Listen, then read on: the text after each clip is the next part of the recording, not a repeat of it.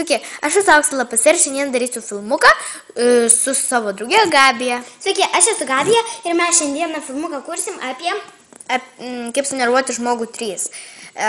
Pirmas dalykas bus toksai, kai, pavyzdžiui, tu esi karalienės tarnaitė ir atneši jai, paprastai, nevalgo tengi kažkokios žuvies, labai didingo žuvį, ten jau padaro žuvį, tai ten jau labai gerai.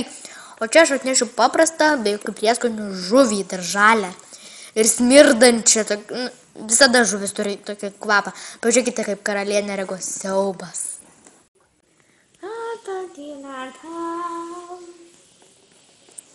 Labas, ką man atneši valgyti? Labai esu išalkusi, duok man greičiau valgyti. atnešiau jums žuvies skanaus. Padėk va čia man. Ačiū. Palauk. Bet, ponė, aš turiu viską daryti valgyti. Palauk, turiu paragauti čia, tai ar tai yra skanu? Fui, jinai kaip dvokia. Jinai yra neiškepta. Kaip tu man drįsti nešti tokį maistą? Panelė, tai ne aš dariau valgyti. Kas tai darė? Nežinau, man tiesiog padavė. Kas padavė po galais? Žuvis! Tu esi kiaulė tarnaitė ir tu esi išmesta.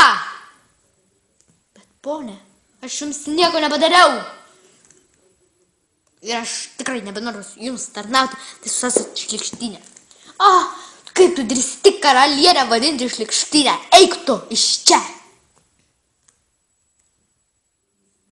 Antras dalykas, kaip sunervuoti žmogų, tai irgi bus su karalienė. Pavyzdžiui, karalienė nori išeiti į lauką pakvėpuoti grynų orų, bet jai būtina skrybėlė.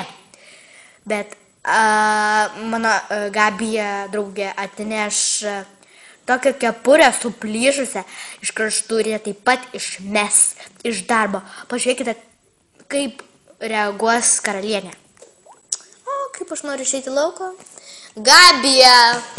Taip, ponė, klausau. Atnešk man skrybėlę. Gerai, žinoma. Štai, ponė, jūsų kepurė. Sakyk aš. Aš jums paduosiu. Aš jau eisiu. Palauk. Jeigu ši skrybėlė bus kažkokia labai negraži ir dar kažkokia arba suplyšusi, gausi velnių. Taip. Jis suplyšusi, nešk ją lauk ir viskas, tu esi atleista. Bet kodėl, ponė? Atneši man. Aš jums nieko nepadariau, čia man davė kiaulytė tarnaitė. Kiaulytė yra visada man gera. Ir prašau nekaltinti to nekalto žvėrelio.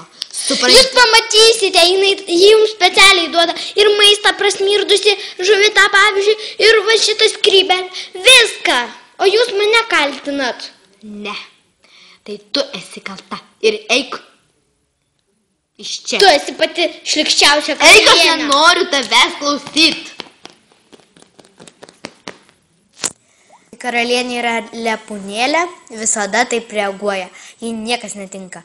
Taigi niekas jie nežiūri, tegul ir užsideda tą purviną ar suplyšusią kepurę. Taigi, jeigu eina kažkur pasivaikščioti su didingu kažkokiu svarbiu žmogumi, tada suprantu, nederėtų. Bet kai savo kieme, tai iš tikrųjų baisu. Gerai, ačiū, kad žiūrėt šį filmuką ir dėkoju Gabijai, kad jį prisijungė. Ate. Iki. Jeigu norite daugiau, paspauskite like. Iki. Viso gero.